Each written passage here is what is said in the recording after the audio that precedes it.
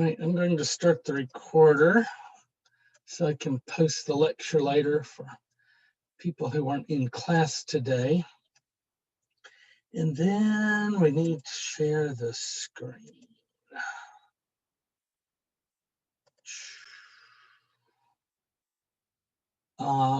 Okay, can y'all see the screen now?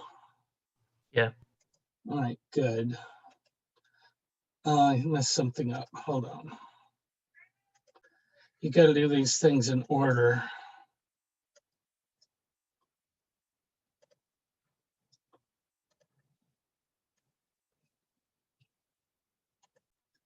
Okay, now can you see the screen? Yeah. All right, great.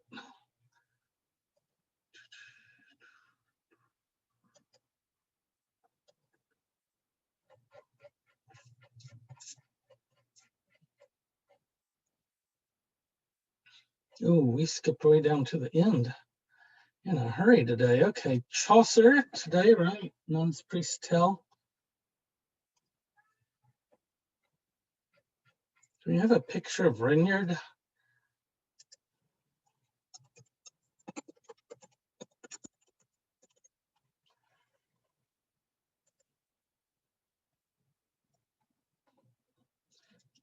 All right, so here we go.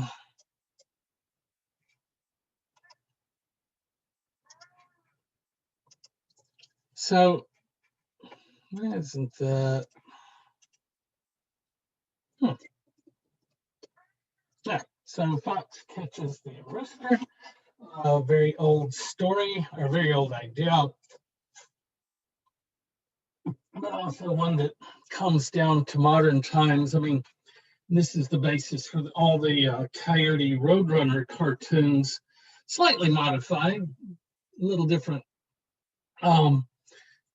predator and a little different prey, but the same idea behind the fables. And this is an example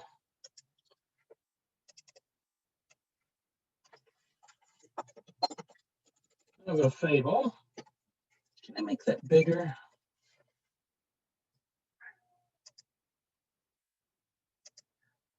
See, my cat's interested in the animal fables, right? Yeah. So he's saying, get that chicken.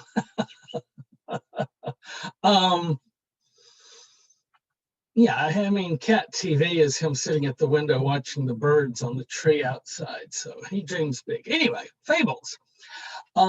Typically, they're very ancient. One of the oldest collections is Aesop, collected in Greek, but almost every culture has fables, and they tend to be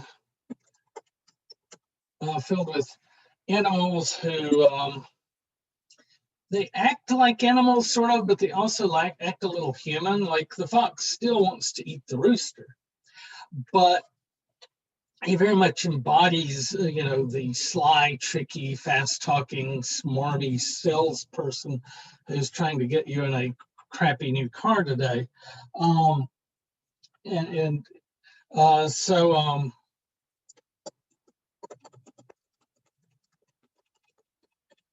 they're animals with some human traits.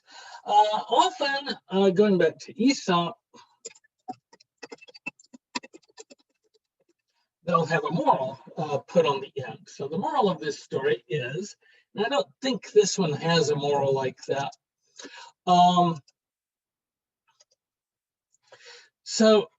Here we go.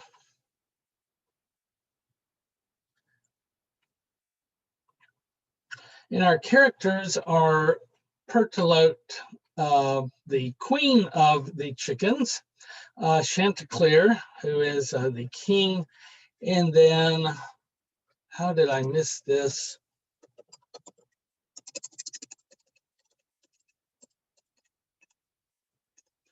Reynard the fox. Now, he doesn't name the fox, but everybody knows the fox's name. Who is that guy? At least it's... All right. So Reynard the Fox, a tricky character in his own right. In fact, that's what they call this type of character.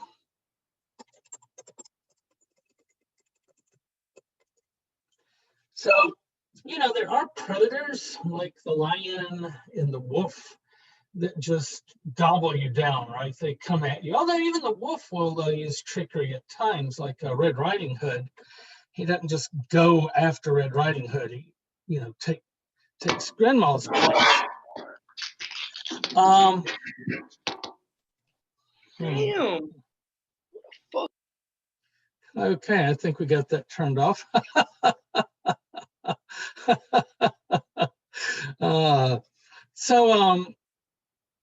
Yeah, where were we? Reynard is a trickster, popular in literature, in mythology, stories. There are all kinds of tricksters out there. He's going to eat you, but he's not an overwhelming, powerful bear type of character. Some of what he gets has to be by being sly.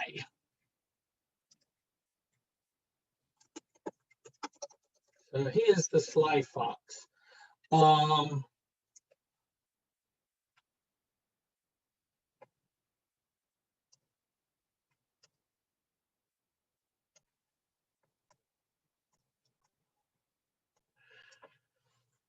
Which is ironic because foxes are kind of stupid in real life. Are they? See, I've never been around a fox. Maybe that's how they got the people that didn't know about them. How are they stupid? They're just like any other animal. They're not particularly smart. So Chanticleer is a rooster who rules the roost.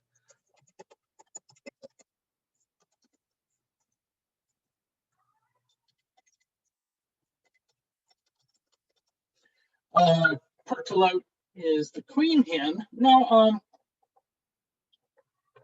the way the barnyard works is you mostly want hens, right? Because hens lay eggs. Roosters only serve to inseminate the hens and strut around and get in fights with the other roosters. So mostly you just have one rooster, and then he will be in charge of inseminating all the hens in the hen yard.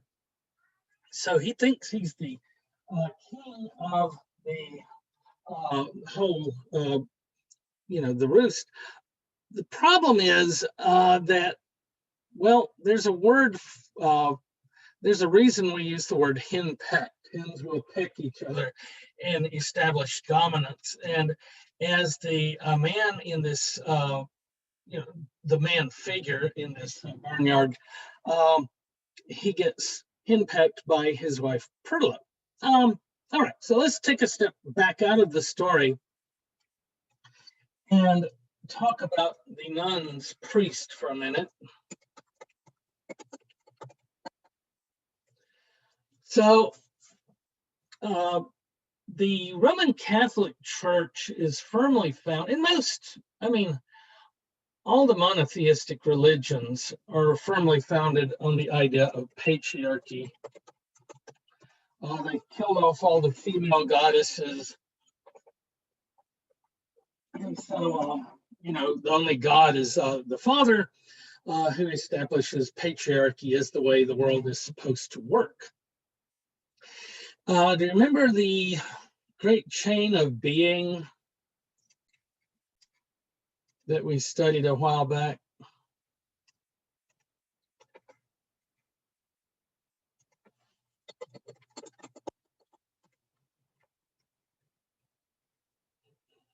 There we go.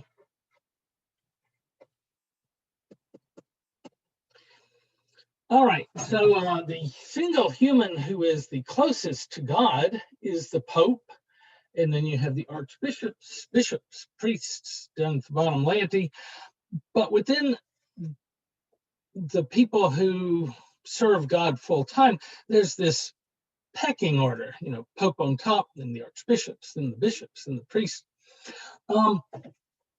So theoretically, who is in charge at, who's the highest representative of the patriarchy at the convent?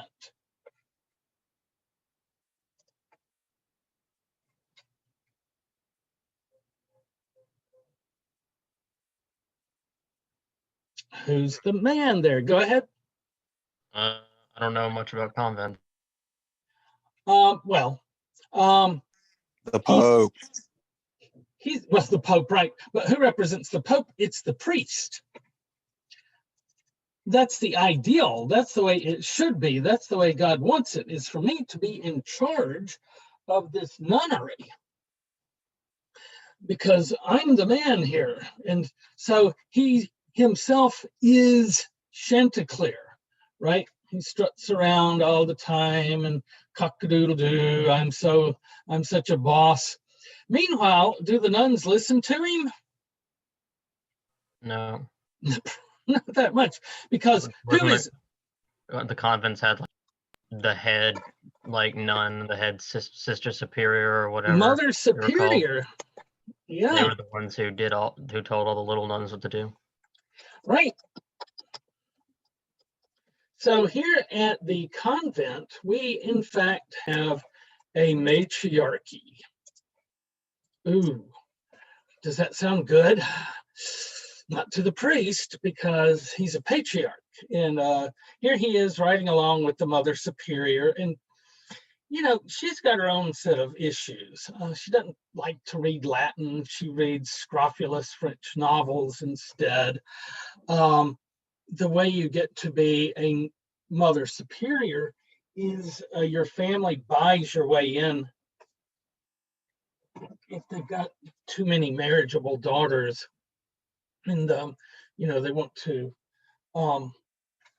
get rid of you without the expense of a dowry, it's a slightly cheaper thing probably to get you to be a Mother Superior. So it's very class-based. You know, like the commoners, they aren't going to, you know, no matter how holy you are, you aren't going to be the Mother Superior usually. It's usually a position your family gets for you. So when we come to Guinevere, what does she do after she quits being King Arthur's wife? She goes and becomes a Mother Superior. With very little qualifications in the holiness department, right? Okay, so two examples of how things work out for nuns, priests who want to be all that. Some years ago, they published a book full of letters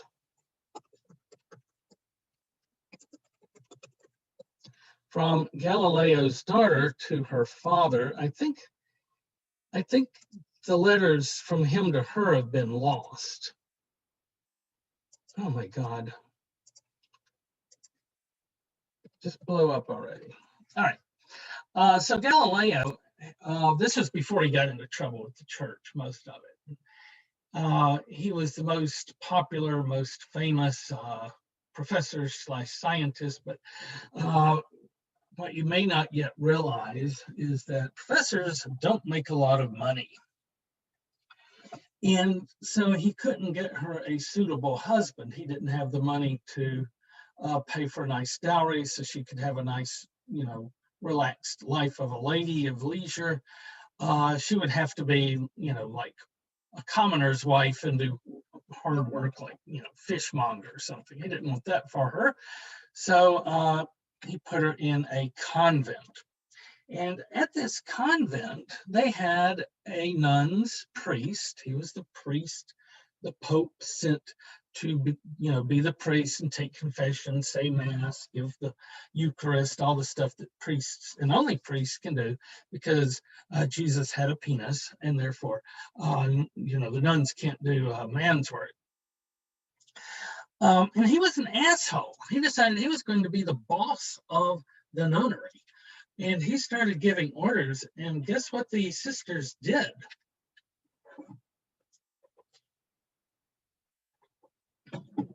They wrote letters. She wrote a letter to Daddy, who had a lot of friends at the time. Everybody, you know, lots of the nuns knew people who were important people, and they started this letter writing campaign. And the priest soon found himself to be missionary to the Vikings or something similarly horrible. It's cold up here. My ink is frozen. I can't write. Well, how do you think the next nuns, priests to come into the convent acted?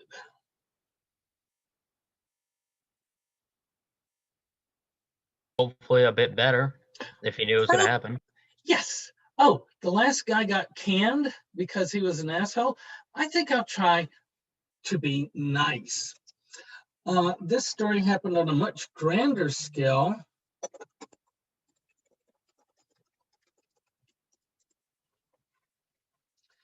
Pope Benedict the XVI, what is it, 16th? Do you know anything about this guy? He was the Pope before the Pope we have now. And do you know what his job before that was? He was in charge of the Inquisition. That was his job before he became Pope. Did you know they still had the Inquisition? So they can't burn anybody anymore. They won't let them do it. But, you know, he was your basic asshole, right? And he got in power, and the church is going through incredible, horrible things with all the, you know, priests getting into bad moral situations with kids in the church. It's just terrible. Bad news, one bad news after another. Finally, he decided he knew what would fix it. He would take on the American nuns. You know, because this is the branch of the church that has the highest estimation in the minds of the people, both within the church and in the country as a whole. Apparently, it's still a thing. What's that? Apparently, the Inquisition is still a thing. Yeah, right. He was longing for the days. Congregation for the Doctrine of Faith is what it's called nowadays. Yeah, baby.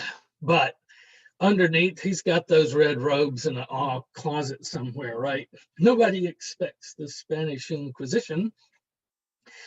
So anyway, he starts the war with the nuns, the American nuns. And he didn't hear much for a bit. And then the next thing you heard out of Rome is the Pope is retiring. Now, popes never retire. They die in office. They're like Supreme Court justices. You take them when you pry their cold, dead fingers off of the papal throne. Why did the dude retire? I don't know. Did the American nuns have something to do with it? I don't know. Do I want to be the next pope and find out?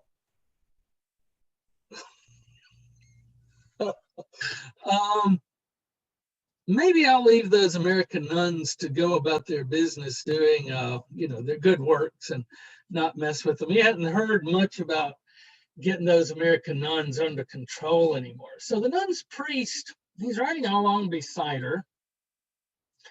He wants to tell a story that's slyly critiquing the Mother Superior without her knowing it. So when he wants to say something sly, he will slip into Latin because she prefers French.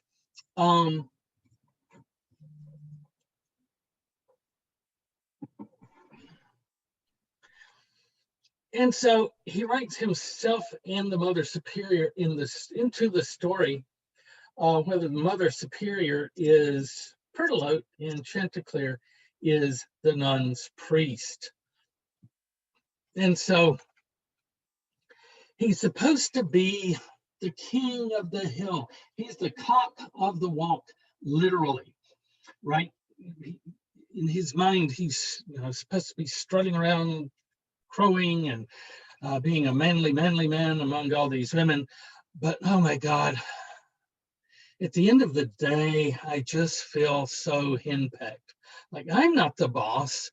Deep down, he knows she's the boss, right? I mean, what's it say when, in spite of the supernatural warning that is sent to him in the form of a dream, he goes out into the yard anyway? It's because he's not really in charge as much as he thought he was. Did y'all ever see a Big Fat Greek Wedding? Yes. All right, so the Greeks invented the word patriarch. That is a Greek word. It means father, patria, in charge, archi. And so from the very beginning of the movie, this man, he's in charge, right? He's the patriarch of the family. and he's the head of the family, and he will decide. And all through the movie, you see the mom working him, right? And finally, she has a sit-down talk with her daughter, and says, yes, the man is the head of the family, but do you remember what she said next, Arda? The wife is the neck, and he controls where the head moves. Yeah, right. She's, she knows how to manipulate him. She uses her feminine wiles on him to get him to do what she wants to do. Very stereotypical stuff, right? Hopefully your generation won't be like that.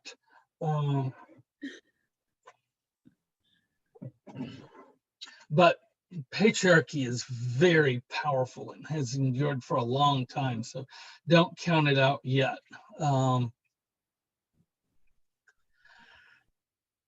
Okay, so Chanticleer, he's the threat, but he's almost beside the point. There's some kind of, it could be a chicken hawk. It could be a flood, whatever the threat is. The fact is that he goes out on a day he should not go out. Oh, and the dream. Let's talk about the dream for a minute. New slide.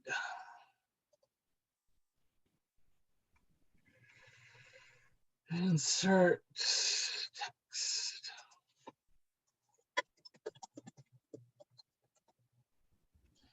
So they get into this medieval debate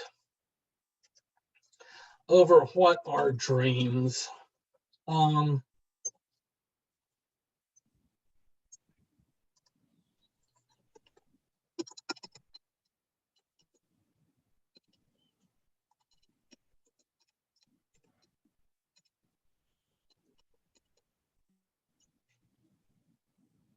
Okay, so you remember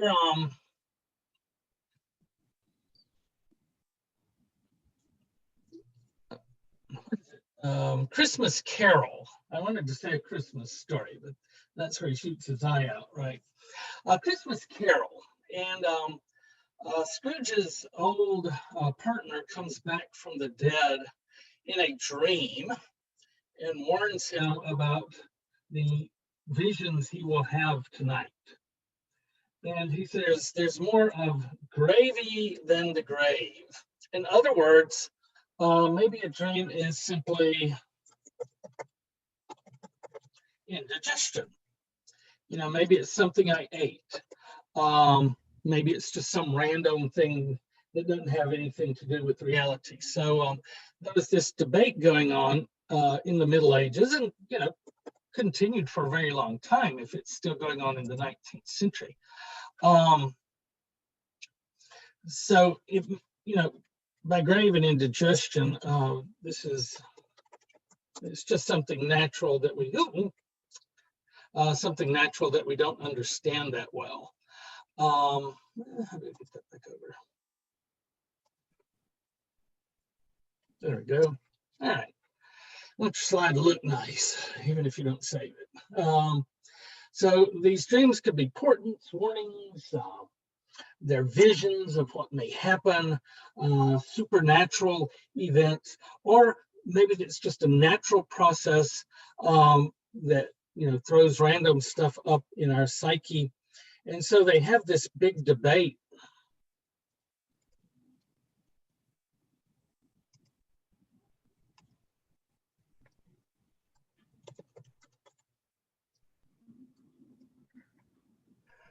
Let's see, Life of Bath.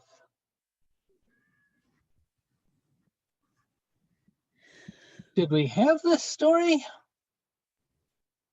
Nun's Priest Tale. Where is the Nun's Priest Tale? Tale of the Life of Bath, prologue. Oh, here it is. Duh.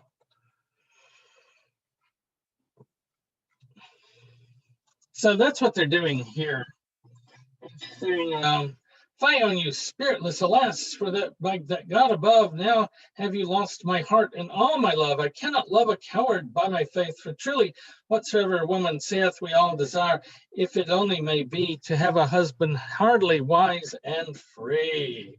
So she doesn't want him to be, oh, yes, here we go. I knew I was missing something.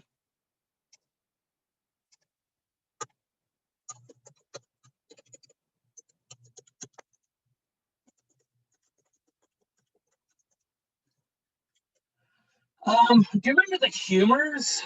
Blood,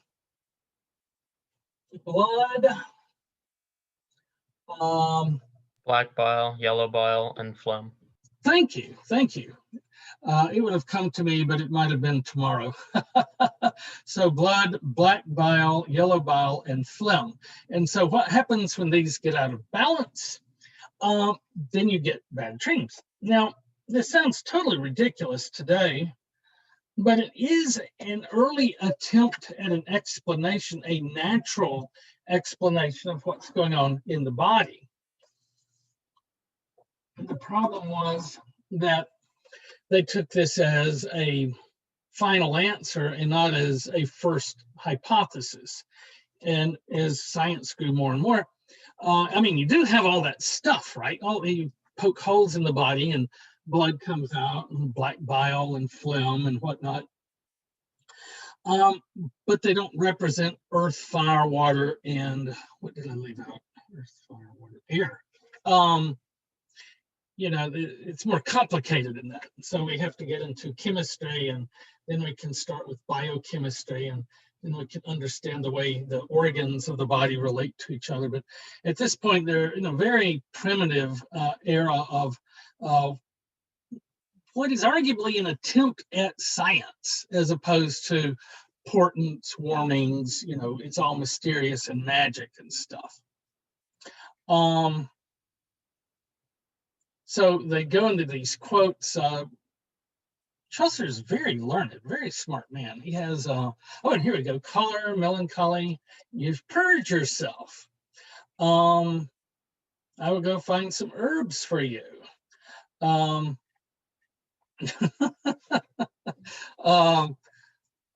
Goodness, that Chaucer can be racy at times. Anyway, he goes out, he sees the rooster, the fox, whom I choose to call Reynard because that's generally his name. And Reynard flatters him and says,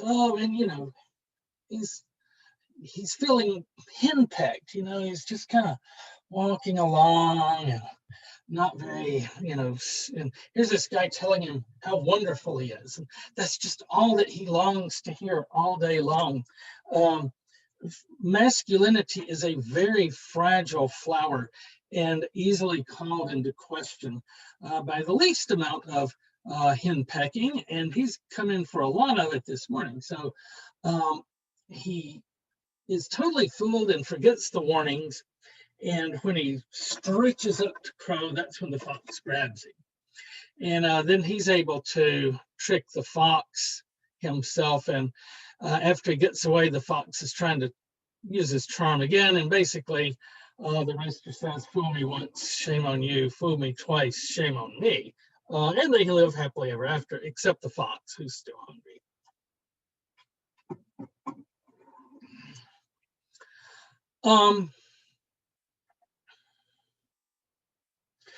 So what we have in this, what happened to my great chain of being? Did I X out of it?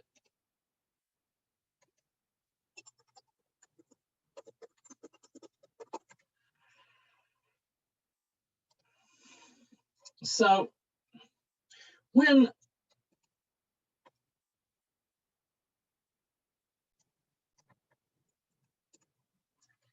the female governs the male, that's like the duke governing the king. It's like a laity governing the pope. It's like people governing God. It overturns the proper hierarchy, and it creates chaos and upsets the apple cart of medieval society. So that's the perspective of the priest. that I should be in charge. I'm the man, and here I am getting bossed around all day by this woman, and I don't want to be the second missionary to the Vikings after that guy that got the nuns pissed off last time. So I'm going to have to figure out how to get along with her. But my anger will come out not in a straightforward way, but in a passive aggressive way in this story. Right, I'm going to tell this story at her and she won't get it. And that's me getting her back. He is such a cock, right? This nun's priest. All right, any questions about the story? Let me see if I left anything off my notes.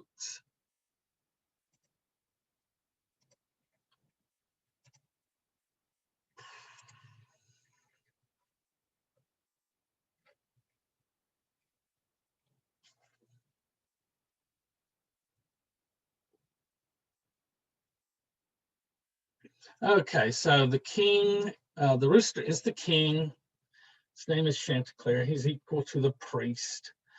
The queen hen is named Perlote. She represents the nun, the mother superior. It's the mother superior who gets to go on a 6-week trip up to Canterbury and back, right? The regular nuns are having to do their regular work. The trickster is a fox named Reynard. He could represent the devil. Actually, he represents any kind of danger that's out there that happens because the nun is bossing the priest around. And everybody knows that men have so much better judgment than women. We will never be able to find out until we have a woman president in our country. But the countries that have had, England's best periods of time have been under its 3 queens, right? Or its 3 great queens, Elizabeth I, Victoria, and Elizabeth II. So, and Margaret Thatcher was no shrinking violet. She was the Prime Minister of England. All right, so any questions about this? All right. Oh, go ahead. I said I was saying no, I'm good. All right. Well, we will move on to working in our groups then. I'm going to stop sharing and stop recording because we don't need an hour of me working with